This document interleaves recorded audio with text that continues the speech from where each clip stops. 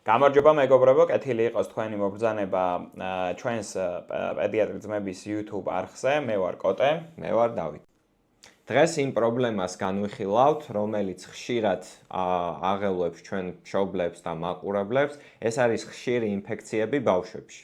კი, საშუალო სტატისტიკის მიხედვით ბავშვები ხშირად ავადობენ, თუმცა ჩვენთვის მნიშვნელოვანია ისევე როგორც მშობლებისთვის, როდის მივაქციოთ ამ ყველაფერს განსაკუთრებული ყურადღება, რომ არ გაგვეპაროს რაიმე სერიოზული პრობლემები. კი, ჩვენ დღეს გაგიზიარებთ ეტაპობრივ მიდგომას და ვაჩვენებთ იმ ნიშნებს, რომლებიც იმუნური, ასე ვთქვათ, სისტემის პრობლემაზე შეიძლება მიუთითებდეს და ასევე ვიტყვით თუ რა არის საყურადღებო. მოდი განსაზღვროთ დავით, რას უწოდებთ ხშირ ინფექციას.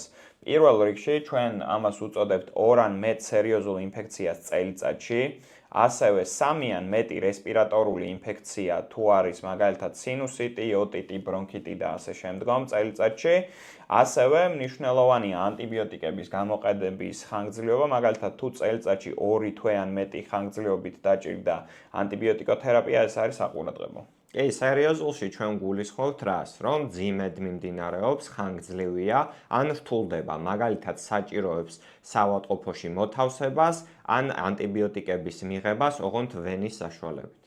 როცა ბავშვი ხშირად ავადობს, ჩვენ მათ ვყოფთ 4 ჯგუფად. პირველი არის ნორმალური ბავშვი, რომელსაც არ აქვს არანაირი პრობლემა და იმუნური სისტემა იდეალურად მუშაობს.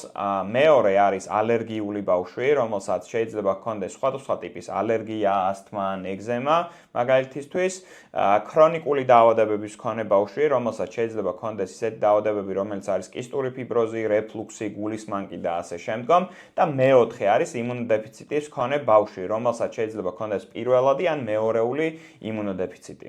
ბავშვების უმეტესობა პირველ 3 კატეგორიაში ხვდება და მხოლოდ 10% არის იმის რეალური შანსი, რომ შემთხვევა გქონდეს ისეთ ბავშვთან, რომელსაც აქვს იმუნოდეფიციტი. იმისათვის, რომ ეს 10% აღმოვაჩინოთ და არ გაგვეპაროს, საჭიროა მივაქციოთ ყურადღება შემდგომ განგაშის ნიშნებს, როგორიცაა მაგალითად ოჯახური ისტორია, როდესაც იმუნოდეფიციტის ან უცნობი ეტიოლოგიით ადრეულ ასაკში გარდაიცვალა ჩვენი ნათესავი, წონის მატებასა და ზრდის შეფერხებასთან გვაქვს პრობლემა, ასევე მნიშვნელოვანია, რამდენად ხშირად სჭირდება ბავშვს ინტრავენული ანტიბიოტიკოთერაპია და საავადმყოფოში მოთავსება ნებისმიერი ინფექციური ავადობის მოსაგვარებლად და ასევე უნდა მივაქციოთ ყურადღება შემდგომ რამეს. 6 ან მეტი ყურის ან რესპირატორული ინფექცია თუ არის წელიწადში, 2 ან მეტი სერიოზული ინფექცია თუ არის სინუსიტის და პნევმონიის წელიწადში და თუ არის მორეციდივე კანქვეშა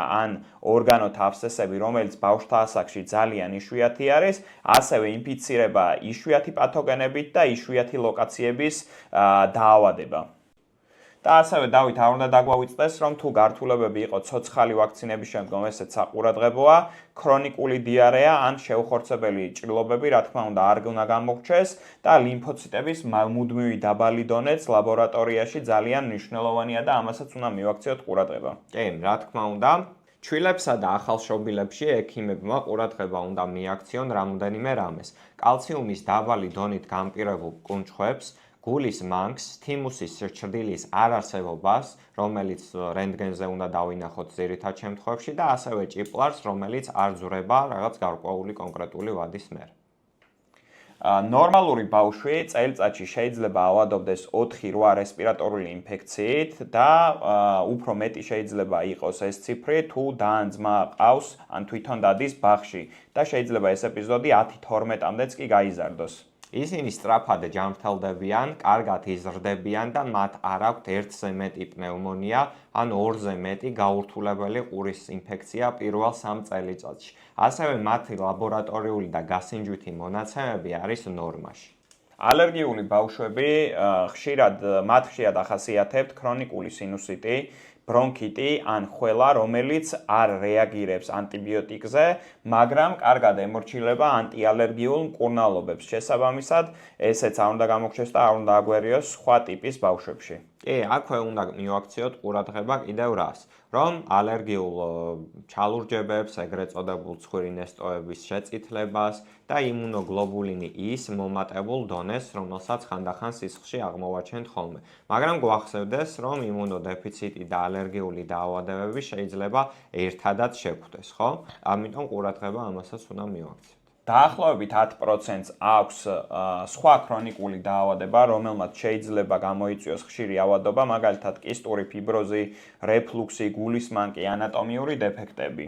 კი, ამ ბავშვებში ასევე ხშირად შეიძლება შეგვხვდეს ზრდის შეფერხება და სპეციფიური ფიზიკური ეგრეთ წოდებული დისმორფული ნიშნები. ამ შემთხვევაში ხშირი ავადობა მიუთითებს არა იმუნოდეფიციტზე, არამედ უხშირესად ქრონიკულ დაავადებებით განპირობებულ, ასე ვთქვათ, დაავადებებზე და გართულებებზე. და ბოლოს შევეხოთ იმუნოდეფიციტის მქონე ბავშვებს, რომელიც დაახლოებით მოსახლეობის 10%-ს შეადგენს. ისინი შეიძლება იყვნენ პირველადი, ანუ გენეტიკური ფაქტორებით განპირობებული იმუნოდეფიციტის მქონე, ან მეორეული, როგორც არის მაგალითად HIV ინფექციის დროს განპირობებული შიდსი, ან სხვა პრობლემები, როგორც არის იმუნოსუპრესია, წამლები და ასე შემდგომ.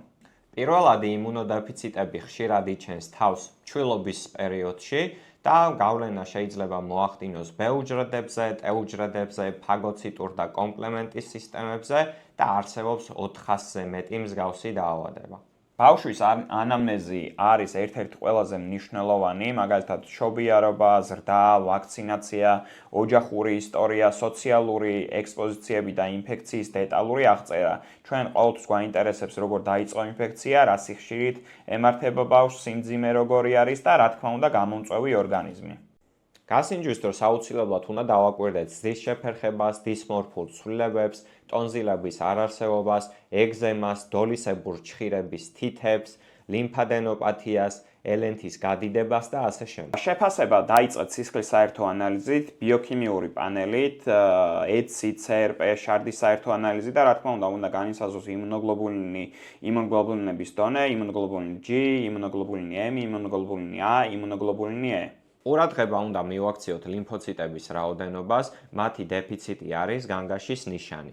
დაბალი იმუნოგლობულინი G-ის რაოდენობასაც უნდა მივაქციოთ აუცილებლად ყურადღება, რადგან ის იძლევა ჰუმორულ იმუნოდეფიციტზე მინიშნებას. რაც შეეხება დავით გადამისამართებას, ჩვენ შეიძლება დაგვჭირდეს ამ ყველაფერში ჩავრთოთ სხვადასხვა სპეციალისტი, მაგრამ ყველაზე ხშირად შეიძლება დაგვჭირდეს იმუნოლოგის ჩართვა და შეფასების დროს მას შეიძლება დასჭირდეს ფლოუ ციტომეტრიის ჩატარება, ასევე შეიძლება დასჭირდეს რომ გასინჯოს მაგალითად კომპლემენტის სისტემა როგორ მუშაობს, შეიძლება დაგვჭირდეს ჩატარდეს ასე ვთქვათ ანტისხეულებზე ანალიზი თუ როგორ განვითარდა ანტისხეულები ვაქცინაციაზე, ანუ როგორ ჩამოყალიბდა იმუნური პროცესი და პასუხი ვაქცინაციის შემდგომ და ასევე შეიძლება გარკვეულ შემთხვევებში დაგვჭირდეს გენეტიკური ანალიზის ჩატარებაც კი. მძიმე კომბინირებული იმუნოდეფიციტი ბავშვებში არის გადაუდებელი მდგომარეობა და ამას აუცილებლად უნდა მიაქციოს პედიატრმა ყურადღება. დიდი მადლობა ყურადღებისთვის, იმედია მოგეწონათ ეს ვიდეო, დაგვიწერეთ კომენტარებში თუ გაქვთ რაიმე შეკითხვა ამ საკითხზე, ან თუ რომელიმე სხვა საკითხი გაინტერესებთ, რომ განვიხილოთ უფრო დეტალურად და რა თქმა უნდა მოიწონეთ ვიდეო, გამოგვყევით ჩვენს არხზე და გაუზიარეთ თქვენს მეგობრებს.